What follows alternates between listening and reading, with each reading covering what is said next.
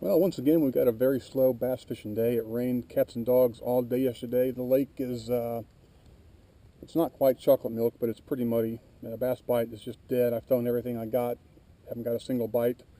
So, once again, we're going to bust out the fly rod. This time, I'm going with my 7 weight and throwing a big old black foam beetle bug. I've had real good luck with this in the past. It's got a big profile. It's black, so they can see it a little better. And it's small enough that little bluegill will hit it, but it's also big enough that once in a while bass will hit it. So we'll see what we get. Now the good thing is I've seen bluegill busting bugs on top all over the place, even in this muddy water. So I'm optimistic we'll be able to get something with this beetle bug. There's only about 8 or 10 inches of visibility in the water. It's so silty and muddy. Right along the shoreline, we'll see what we can do.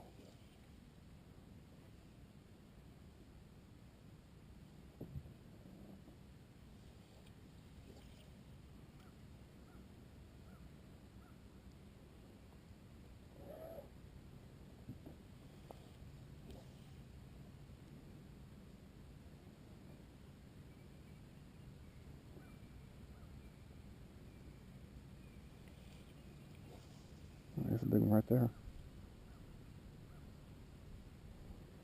It's funny, normally I see bluegill mostly along the bank, and here and there I see them out in the lake. This morning I'm seeing them out in the main part of the lake and not so much along the bank. I still think we'll get most of them along the bank, but we'll have to see. There's little one.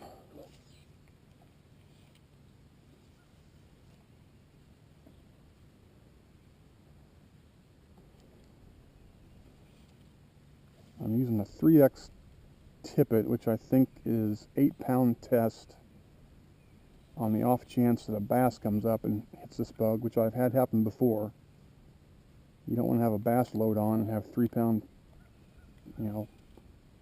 11X tippet on there. It'll break you off in a split second. There was one right there. That's just a little baby hitting it right there.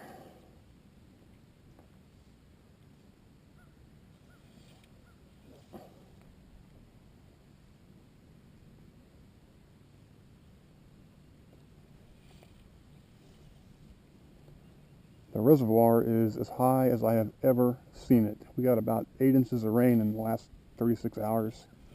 The dock where I put the boat in was underwater. I mean, it is really, really high. Normally, there's a line of weeds right along this bank that grow in the summertime. They're completely submerged right now. That's how much the water has come up. It's also interesting how you have to use a different form when you're throwing a 7 weight with a big old foam beetle compared to a 4 weight with there's one, with a little trout lure. You have to use a lot more. Is that a bass? No, it's a bluegill. You have to use a bigger, slower loop and a bit more wrist, and it's a different casting style. That's about an average, I'd say, for this lake. Not too bad. They fight hard. The biggest bluegill I've caught out of here was probably about a half a pound, about as big as my hand. We're far enough north that we don't get the real jumbo bluegill that you get in some places, but we get some in here that are pretty good size. And I'm confident around all this foliage here. There's one right there. Hopefully we can get into some good size bluegill today. This is just a little baby guy. I think that's a male. The females tend to have the really bright orange on their chest. The males tend to be yellow and kind of more dull colored like that.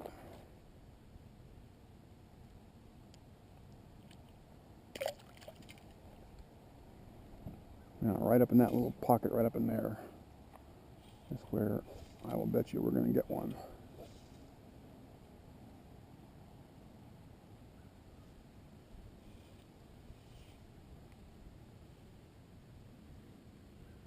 what I was just saying a minute ago before I hooked up that fish was that with this 7-weight and a big beetle, you've got to use a big, wider, slower loop, a bit more arm.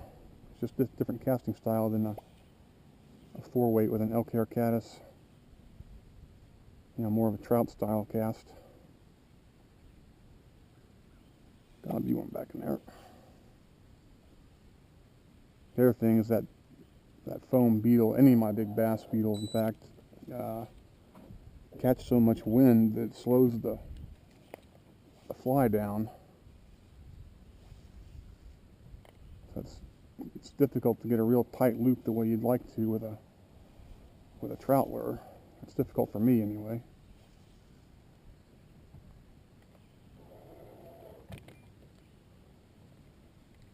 So my loops are a lot bigger. Oh!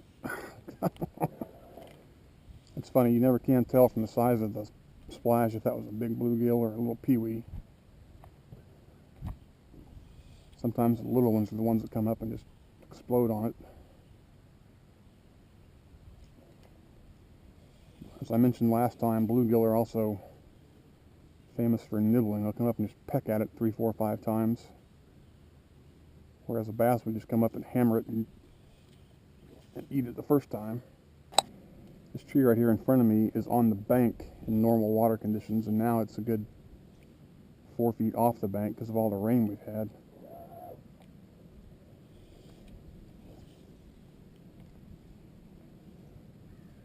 Ordinarily, that makes for, in theory, it makes for good bass fishing because the bass know instinctively to come up shallow and get in all the bushes and trees and look for food up in there. But the lake gets so muddy when it rains that the two kind of cancel each other out. I fished all morning with a worm and got not a single bite, and that tells me that the bass are either down deep or they're just turned off altogether.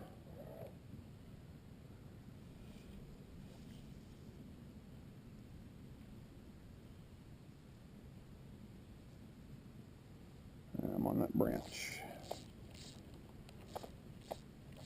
Sometimes when you get on a branch, you can roll cast yourself off of there. Kind of like that.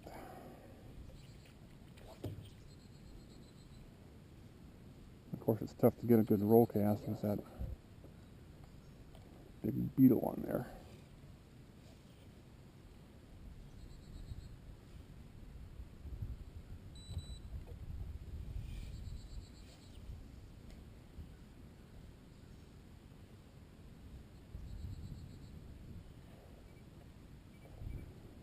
I especially like the way the people who make this fly put a little red dot of foam on top so you can see it perfectly clearly from just about any distance, in low light, whatever. You can see that red piece of foam tell you where your fly is. Now someone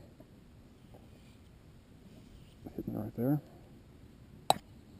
These trees right over here ought to be prime fish holding spots, both for bass and bluegill.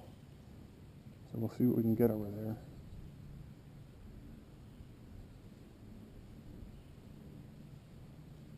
I've got to remind myself all the time to keep my rod tip lower. I always want to have it up in the air, and that's wrong for fly fishing. You want your rod tip down low.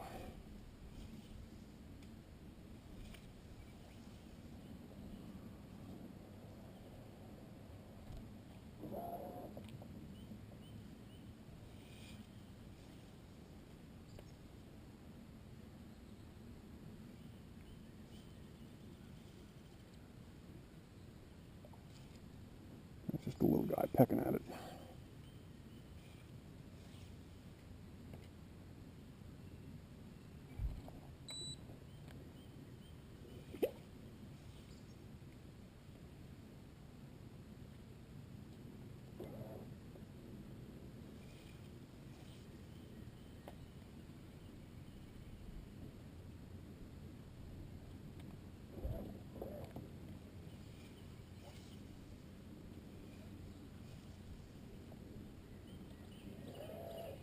There comes somebody right there. Didn't take it though.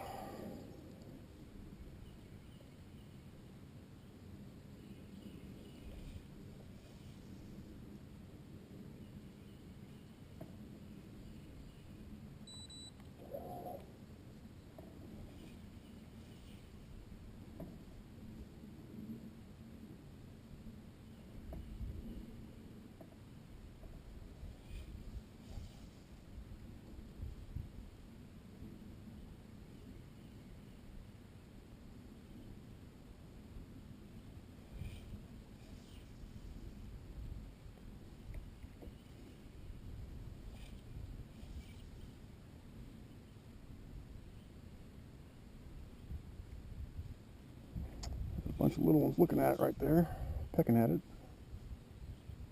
But they can't get their nerve up to actually take it. Maybe that one right there will. Come on. Come on. I can just see him there in the water. No, he's not going to do it.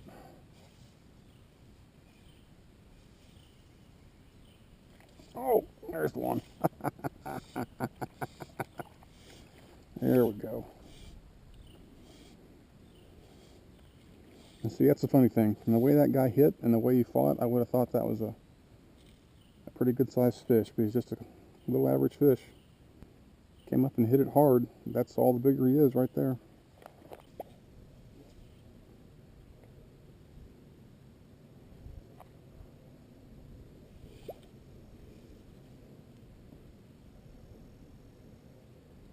That's a big old heron. Normally along back in here I see a bald eagle most days. I can't put it right back in there. And not most days, but some days I see an osprey back in here.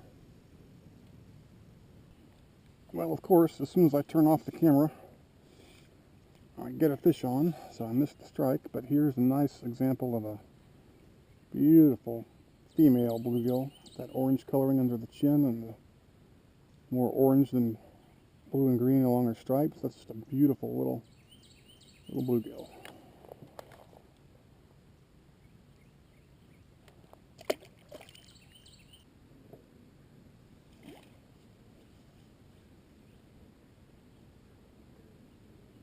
The water was a little bit clearer. I think I'd be getting bit left and right up in here.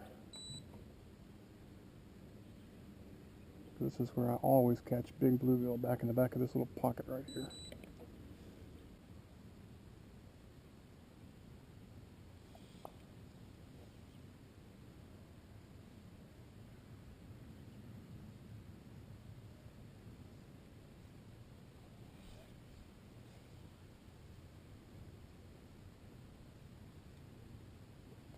Oh, that same one just keeps coming up at it, but he won't take it.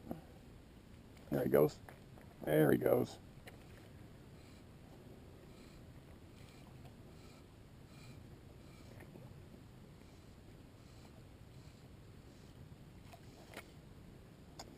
Not big, but pretty. Very pretty.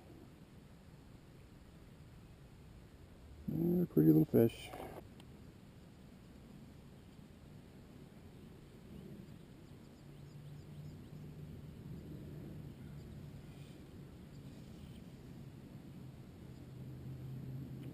Oh.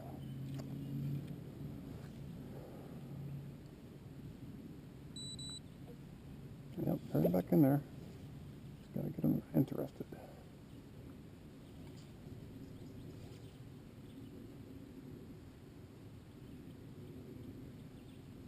One nice thing about bluegill, if you find a patch of 3 or 4 or 10 of them, they are so competitive and jealous about food that if that fly lands right there in a circle of 4 or 5 of them, one of them will just come flying over and hit it because he wants to get it before the rest of them can.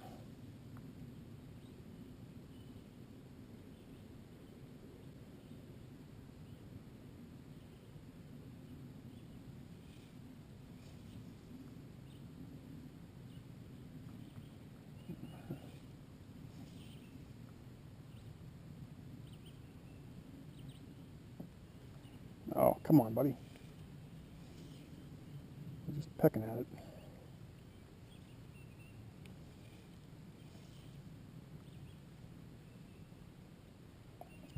Every so often I catch one that has come up and hit it like that, and he's hooked under the chin outside his mouth. See, there's 2 of them came up right there. They're both wanting to get there first. Come on. One of you guys, get your nerve up and take that thing, will you?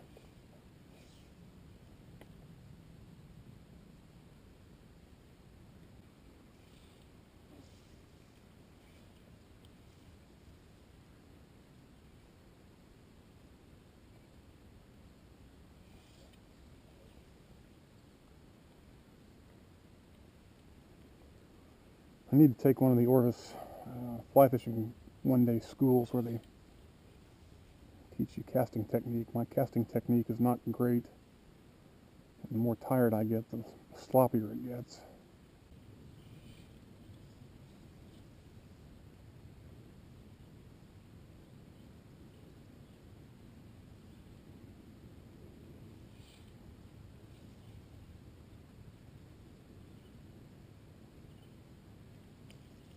There we go.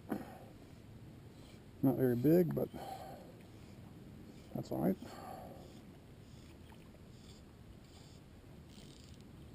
Yeah. Just a little guy.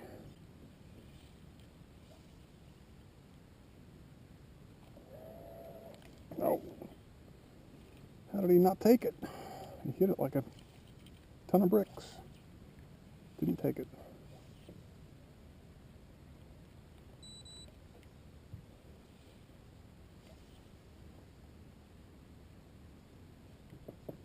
See?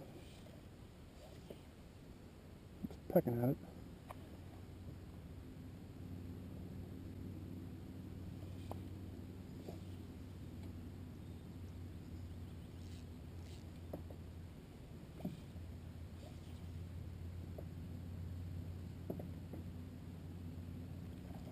Oh!